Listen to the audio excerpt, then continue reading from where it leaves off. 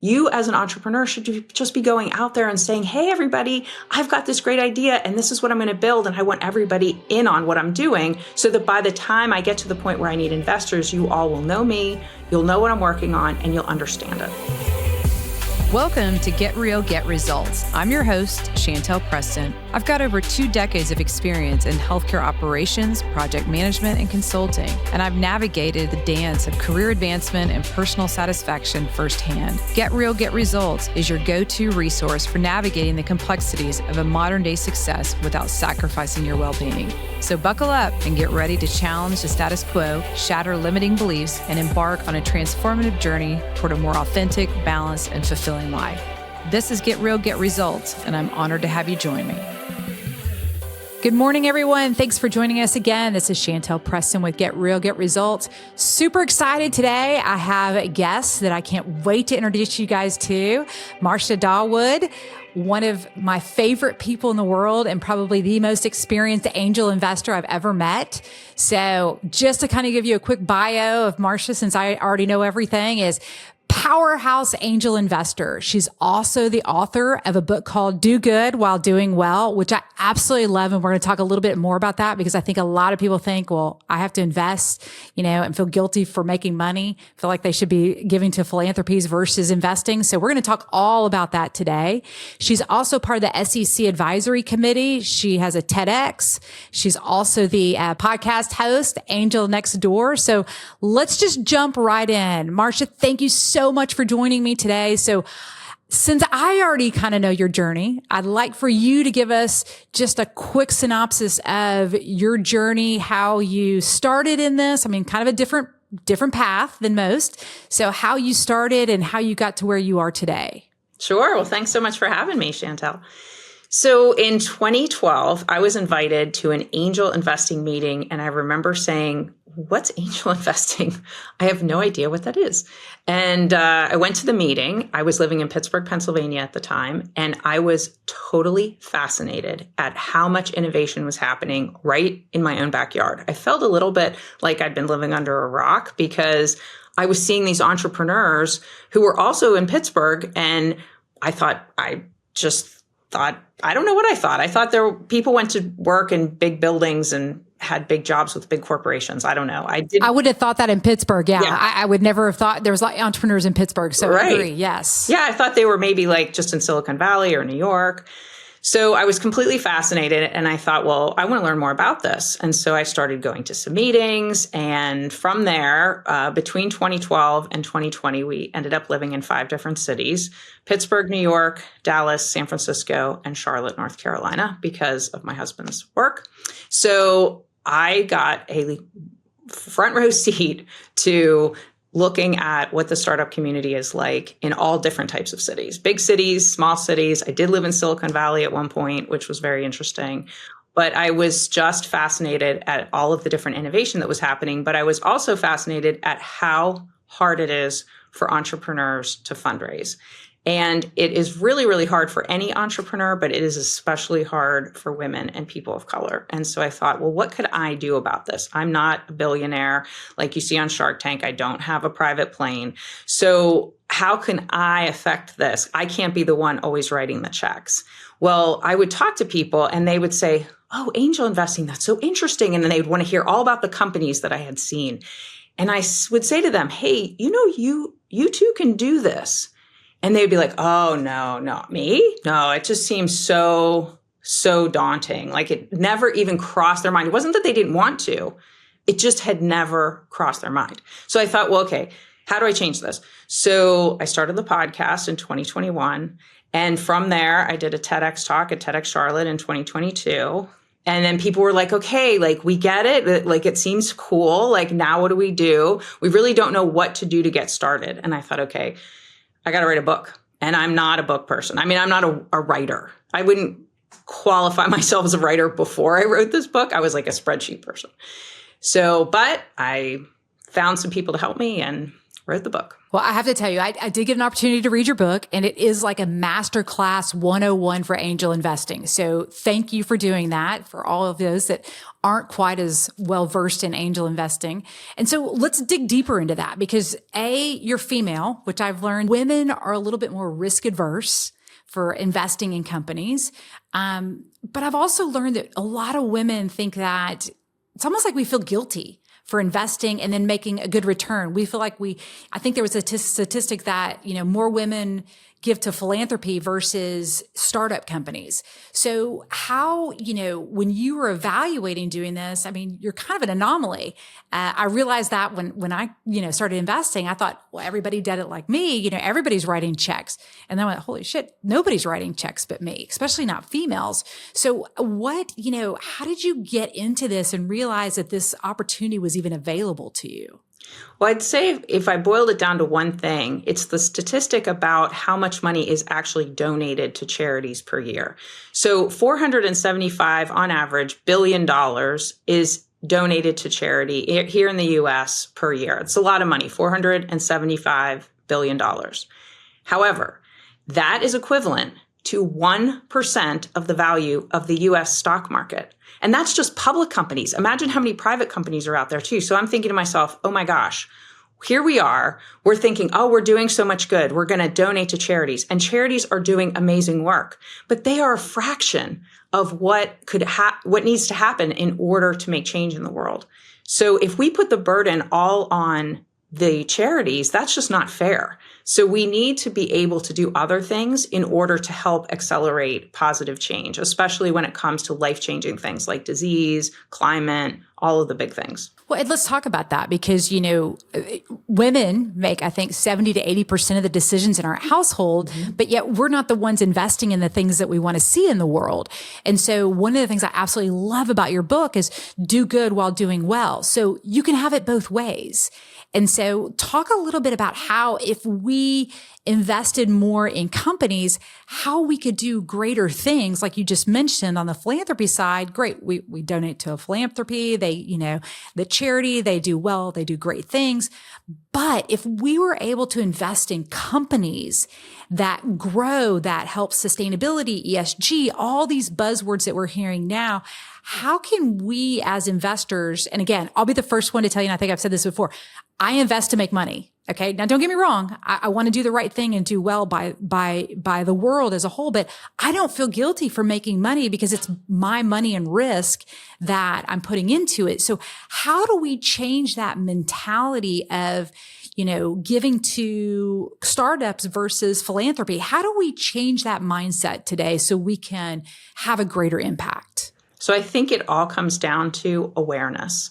So many people that I talked to said they had no idea that this was something that they could participate in.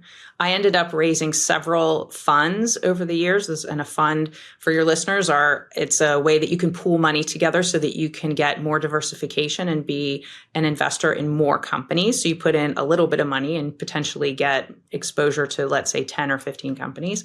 So during the time that I was raising those funds, I would talk to mainly women because we were investing for the most part in women-led companies with the funds that we were raising.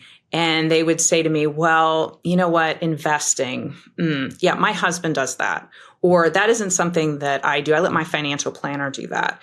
But we as women, we have to take more responsibility and accountability for what we're doing with our money and be able to say where we want that to go. That I've talked to a lot of women that had no problem writing a check to a charity, but would not write even what they would consider they'll write big checks to charities, but they will not write a small check to invest in a female founder who is doing something to try to change the world. And I just found that very hard to digest. And I thought, well, okay, I really think the best way to go about it, because these women who are saying this, they are very brilliant, wonderful people.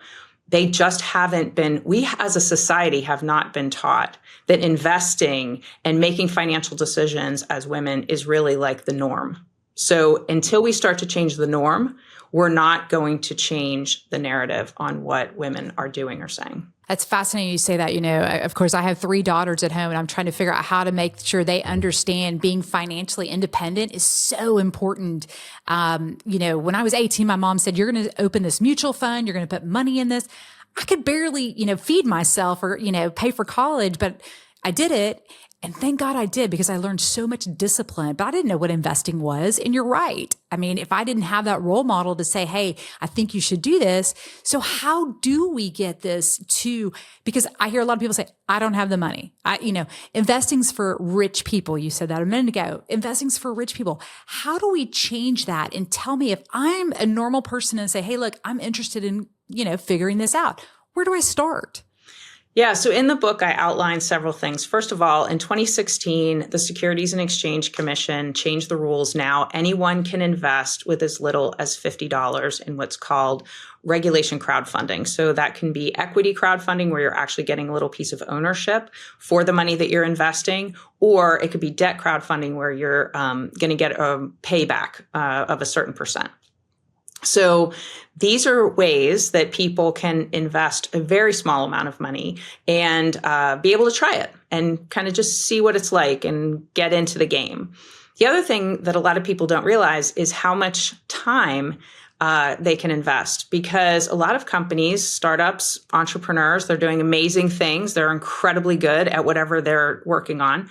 Sometimes they struggle a little bit with the business part or operations, human resources, bookkeeping, you name it. There are a lot of things that have to happen in a startup company. So people can go and help them. And I've seen advisors be able to work with startup companies, and then the advisors get paid a little bit in equity. So there's that too. And I think that doesn't happen as much as it possibly could. And that's another way to get started. So in a lot of these cases, we're trying to show people the baby steps that you can do in order to get into that. So in the book, I'm trying to explain, hey, you don't have to be rich. You don't have to be well-connected, but you have to start somewhere if this is something that you care about. And if you want to see change in the world, and this is something that you're interested in, you can do it. And here are the steps in order to get there. Amazing. And there's a quote that you have in the book called the shiny object syndrome. And I have to tell you, I have that horribly. I've had to control myself over the years. And what that means is, I get a lot of people that come to me and say, hey, I've got this great idea, this great investment. I'm like, oh, shiny penny. I'm going to throw some money at it. And then I go, oh my God, why did I do that? Again, I want to help everybody at the same time. And sometimes I don't make the best business decisions because I like the individual that's doing it. So walk us through, how do we develop a plan or a thesis around, who to invest with, how to invest, how much? I mean, obviously, I tell anybody, don't invest unless you have the ability to lose the money. First and foremost, don't go out and throw money, that you don't have. But, it's all about choices too. If you have a little bit of money, start somewhere. Like you said, try it, learn, and then you can build from there. But talk a little bit about, how do I come up with that thesis or that plan around where I should go and who I should invest with? So yeah, in Angel World, we do have a saying that of your investable assets, you should really only be investing a maximum of about 5 to 7% of your investable assets in a risky asset class, or what we call alternative assets. And that includes angel investing, but it also includes other things too, like art and things that aren't very liquid. The problem with these types of investments is they don't have the type of liquidity that you would get in the US stock market. So that's why sometimes people think the risk is higher. And that's probably the case. But in this case, with the thesis, that was the one thing that I did not feel I had when I started. I wish that I had had a thesis. I wish I had had a strategy. So that's why I brought up the shiny halo syndrome. I would see a company and be like, oh, that's so cool. Or I would meet a founder and I'd be like, oh my gosh, they're doing so many amazing things. I have to help them. And I was just kind of like, okay, after a couple of investments, I thought, okay, maybe I'm not really doing this the best, most strategic way. So I really wrote the book as if going back to 2012, and I was hoping that I would have something like that when I got started. So in the book, there is a link to be able to download a worksheet. I call it the Halo Strategy Worksheet, where you fill out, you do some different exercises, and you're able to then figure out what your plan is on what you care about, what you're willing to invest, how much you're willing to invest, and when you're going to start. From there, though, I started to talk to people, and they were like, oh, I really like this worksheet idea and these exercises. Maybe you should make a workbook. So at the time that the book comes out in September of 2024, there will also be an accompanying workbook that will go with it. Amazing. Where were you 3 years ago when I was shiny penny everywhere? And so let's dig a little bit deeper on that. So the other thing I hear is, well, I don't have the expertise in that area or that industry. So again, I know that there's certain industries I'm resistant to invest in because I just don't know that much about them. If it's in healthcare in my own backyard, great, I can do it myself. But how do I surround myself, or how do I team up with the right folks that maybe have expertise in areas that I don't, and vice versa, where I feel more confident in investing in a company directly? Yeah, and that's such a great question, because I don't have healthcare background like you do. So, but I would just fall in love with whatever the solution was that these companies were working on, because it was going to help save lives. So I would want to invest in all of the healthcare things, but I had a really hard time evaluating it because I'm not a scientist. I'm not in that industry. So the best thing to do is to team up with others. This is definitely not a solo sport. There are a lot of angel groups throughout the country. You can even go to the Angel Capital Association's website and find a whole list of all the groups in the US. There are other funds also. I'm a huge fan of the fund model, because if you invest through a fund, you are investing with people who already have experience doing diligence, going through an area of expertise, and you shouldn't be investing with a fund manager who doesn't have the area of expertise that they're investing in. So, but all of the people who are investing in the fund can also help with their expertise in evaluating deals. So anytime you're evaluating a startup company, you want to try to use as many of the resources as you have. And that would be all the people who are potentially interested in investing. It could be people in an angel group. It could be many angel groups that are investing in one particular deal. They syndicate quite a bit, and they share deal flow, which really makes it a lot easier. So the risk and the work of actually evaluating the company is spread out a little bit more. Okay. That's great advice. Now, tell me a little bit about some of your successes and some of your failures. I mean, we all know that investing in a startup is very risky. A lot of them don't make it, but talk to me, I guess, a twofold question. Some of your successes and failures, but also what do you look for in a startup? What are some of the key components that you look at to determine whether it's something you want to invest in or not? When looking at a company, you'll hear a lot. People will say, well, you have to look at the team. The team is really important. And I completely believe that. But it has to be a team also. I'm going to add an and in that. And you need the team to be able to execute and scale the company.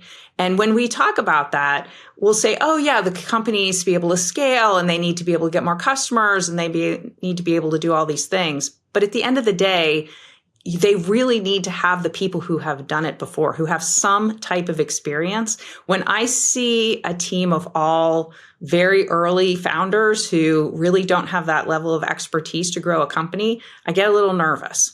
And that's happened before. One of the very first companies I invested in ended up going out of business. They ran out of money. And it was simply because the CEO decided that he just couldn't be bothered anymore. So he went and got another job and left all of the investors high and dry. And the thing that was the shiny object syndrome there in that case was he was a very good salesman, and he would pitch at these pitch events, and he would win contests, and he would get people all excited about his product and his company. And then he really just did not have the expertise to be able to scale the company.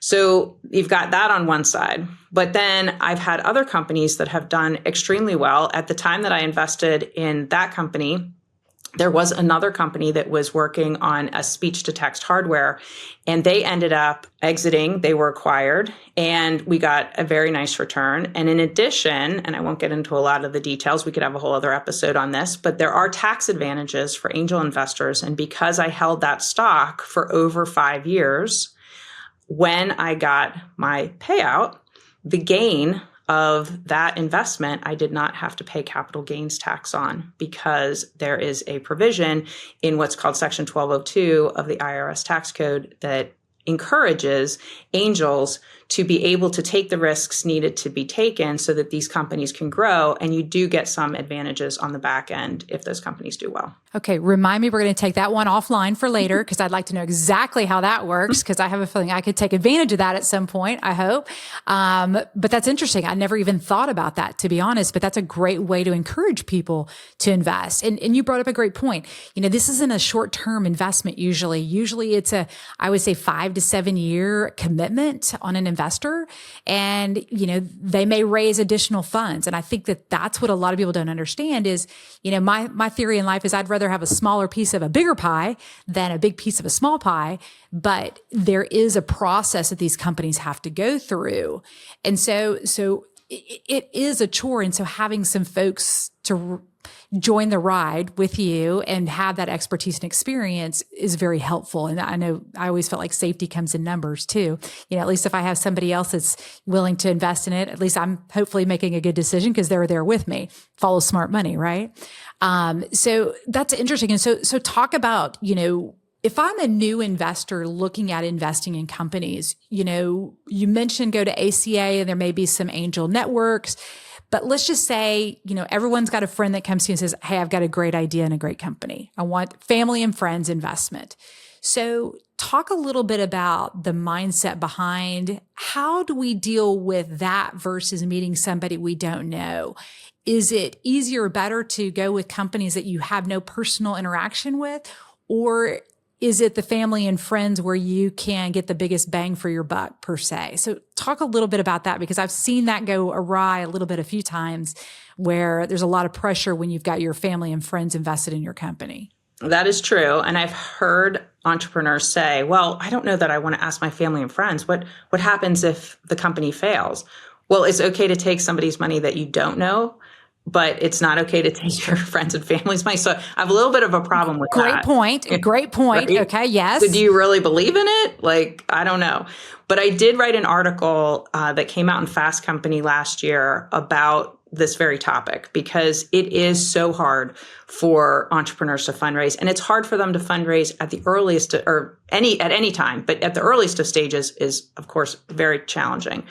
And I always encourage entrepreneurs to build relationships with investors before you're asking for money. And sometimes they don't want to do that because they think to themselves, wait a minute, I have this awesome idea and I have to build it. I have to make it so great so that when I show it to the investor, they'll say, oh my gosh, I am so impressed. I'm going to write you a check right now. Well, guess what? That does not happen. Okay.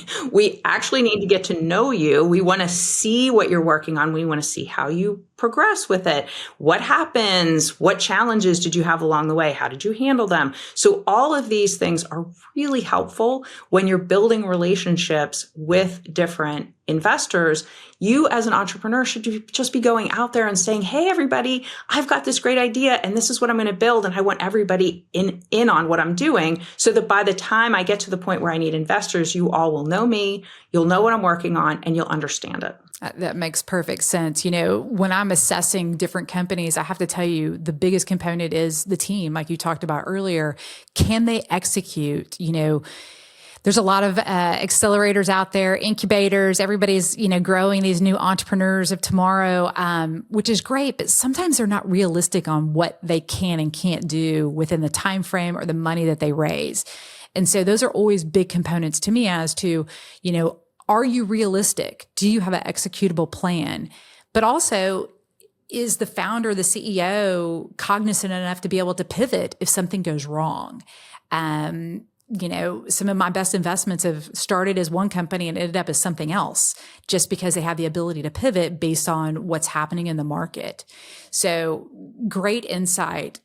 Tell me a little bit about, I've invested, right? And now I'm just sitting, I'm waiting. So what can I do as an investor after I invest to follow what's going on? How can I help? Is there any tips that you can give the listeners as to things that they can do after they invest to make them feel like they're, bringing value or able to keep track of what's happening in the company? Absolutely. And that is really through communicating with usually it's the CEO or whoever the communications person is at the company. But it is important to be getting regular updates. Now, a regular update typically is quarterly, but one of the best entrepreneurs I've seen used to keep a running tally out just on a little piece of paper on his desk that would have whatever happened that week. He would just write it down. And at the end of the month, and he did this monthly, he would send an email out, very simple, no graphics, no video, nothing fancy. He would literally just put all of the things that happened that month, whether it was good, bad, or indifferent. If he had an ask, he would ask for it. But he did this and he sent it to everybody. He sent it to the friends of the company, the investors, everyone. I'm sure there was a different investor update that he also sent. But my point here is we all knew what he was up to. We all knew what the company was doing. We weren't surprised by things that were going on. When I see entrepreneurs that will come to investors after they've invested, and let's say it's been 6 months or 12 months, we haven't heard anything from them. And then all of a sudden they're like, oh, by the way, we're fundraising again, so we need you to give us another check. Oh no, we have no idea what you've been doing. Where have you been? And don't come to us and say, oh yeah, oh well, no, we've just been so busy we couldn't update you. No, you should definitely be updating all the time. So as an investor, if you aren't getting those types of updates, absolutely email the CEO and say, hey, I haven't heard from you in a while. Maybe you could give us, some more updates. The other thing I would say is that follow them on social media, follow the company, help them promote whatever it is that they're doing, and also follow the founders. You will learn a lot of things even before you invest. I always encourage potential investors to follow them. You may or may not want to know. You may not want to know some of the things that are happening. I've seen some interesting things happen on social media with founders' accounts, but yeah. That's interesting. And I'm just going to show an example. I invested in a company. It was a female founder, loved what she was doing, invested very early on. I think there was only 2 or 3 of us that had invested. And then it'd be years to hear from her. And I would never hear from her unless she needed something, which drove me insane. Well, so this has been probably 5 years ago. I finally got to the point where I sent her an email and said, I want out. You refuse to communicate. You refuse to give any information. And look, I was a small investor, it was not, it was a fairly substantial amount of money, but smaller than maybe a few of her other ones. But it just rubbed me the wrong way. And so now in regards to wanting to help her with the company, I'm not going to help her because I don't want her to treat other people that way either. And so again, to your point, I think it's really important to build that relationship with your investors because they could be an avenue to other investors, to opportunities, great advising. I mean, there's just so many ways they can help you. But if you don't treat them the right way, it can cause you a lot more damage than what it can help you. Yeah. So I appreciate that. Well, so Marcia, I appreciate you joining us today. Thank you so much. Always love seeing you. And, again, so everybody, I know your book's not out yet. I just got, I was special and got a preview of it. Please take a look at it. Anyone that's interested in angel investing, like I said, this is a masterclass 101. Great information in here. So as soon as it comes out, highly recommend. And Marcia, thank you so much. And you can pre-order it on Amazon. Pre-order on Amazon. I love it. Which is where I got mine. So Marcia, just real quick. So how do the listeners find more information about angel investing? How do they find you and follow you through your journey? Sure. Well, I'm probably most active on LinkedIn, so you can just follow me at Marcia Dawood on LinkedIn. You can also follow my podcast, The Angel Next Door, anywhere that you listen to podcasts. And the book does come out in September of 2024. You can pre-order it on Amazon. You can pre-order it on bookshop.org or barnesandnoble.com. Awesome. Thanks, Marcia. Thanks for joining us today. We look forward to following you on this journey. Thanks so much. Thank you for tuning in to another episode of Get Real, Get Results. Now get off your ass, get out there, and enjoy the life that you want to live. We're here if you need guidance. And until next time, do your best, enjoy the small victories, and stay unstoppable. And don't forget to visit chantellpreston.com for coaching or keynote booking information. And remember, you have to get real to get results.